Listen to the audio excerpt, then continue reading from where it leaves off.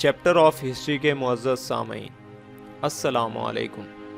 سامعین، تاریخ ہند کی 16ویں ایپیسوڈ میں خوش آمدید۔ جس وقت سے بالادتیہ والی مگدھ اور یشودھرمن نے ہن قوم کو شکست دے کر ہمالیہ کے پار پگا دیا، یعنی 528 تا 1000 عیسوی تک کوئی بڑا فاتح یا حملہ آور شمالی ملکوں سے ہمالیہ کے دروں کی راہ ہند میں نہیں آیا۔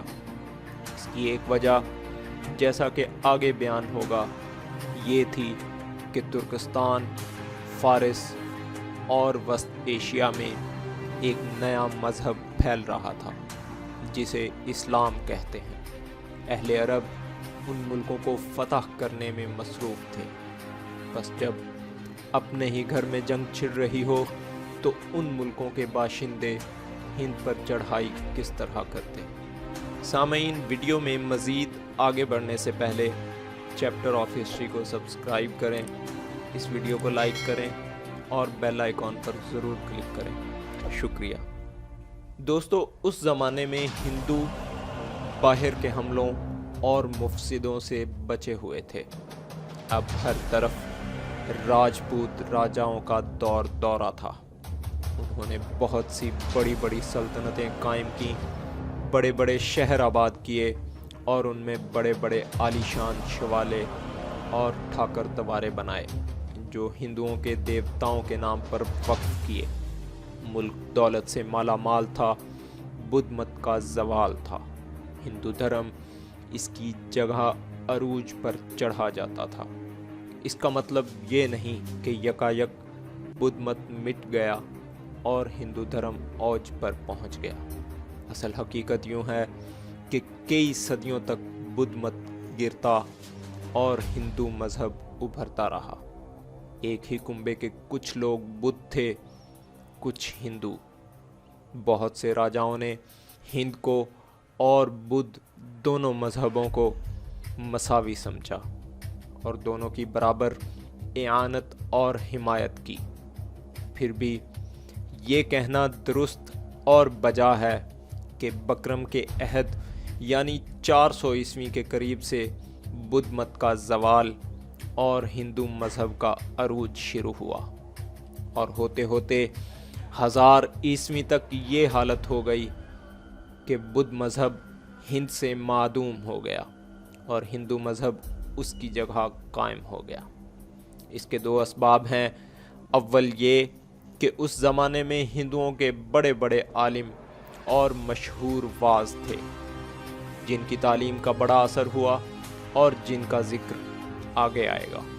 دوم، چونکہ راجپوت راجا خود تلوار کے دھنی تھے، انہوں نے بدھ اور اس کے مذہب کے واعظوں کی تعلیم کو، جو جنگ و جدل اور کشت و خون کے مخالف تھی، کب پسند کیا ہوگا۔ سامعین، پران کے لفظی معنی پرانا ہے۔ اصطلاح میں ان شاستروں کے نام ہیں جو قدیم یا پرانے خیال کیے جاتے ہیں۔ ہندوؤں کی بہت سی کتابیں ہیں جن کو پران کہتے ہیں۔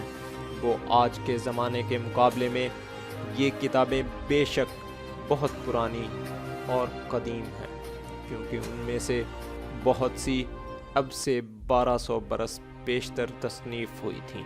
تاہم وید، رامائن اور مہابھارت کے مقابلے یہ کچھ پرانی نہیں ہیں، کیونکہ ان سے بہت بات لکھی گئی ہیں۔ ان سے ہندو مذہب کی اس نئی شکل کا حال معلوم ہوتا ہے جس میں بدھ مت کے ختم ہونے پر اس نے فروغ پایا۔ اب وید کے قدیم دیوتاؤں کا دورہ ختم ہو چکا تھا۔ اگنی دیوتا کی پرستش میں جو یگیا اور ہون ہوا کرتے تھے، ان کا سلسلہ ہی بند ہو چکا تھا۔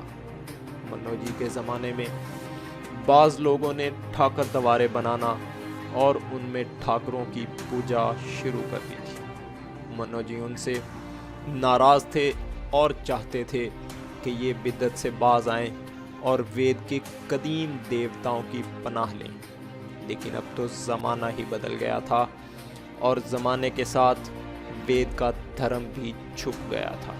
سامعین، پران بہت سے ہیں، ہر مقام، ہر پہاڑ، ہر دریا کا جدا جدا دیوتا اور جدا جدا پرانی کتھا ہے۔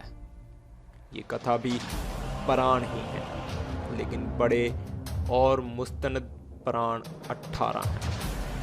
یہ بکرم کے زمانے سے لے کر 300 برس یعنی 700 تک کی تصنیف ہیں۔ 18 پرانوں میں سے 6 وشنو جی سے متعلق ہیں، 6 شیو جی سے اور 6 برہما جی سے۔ ہر ایک پران کا نام کسی دیوتا کے نام پر رکھا گیا ہے۔ جس طرح پرانوں میں دیوتاؤں کی کتھائیں ہیں، اسی طرح اس زمانے کی ان کتابوں میں جن کو دھرم شاستر کہتے ہیں، انسانوں کے دھرم و کرم اور مختلف فرائض کا بیان ہے۔ اسی زمانے کو پرانوں کا زمانہ کہہ سکتے ہیں، کیونکہ یہ پران اسی عہد میں تصنیف ہوئے تھے۔ سامعین، اب بھی پرانوں ہی کا زمانہ چلا جا رہا ہے، کیونکہ ہندو دھرم کی صورت ابھی تک وہی ہے جو پرانوں میں دکھائی گئی ہے۔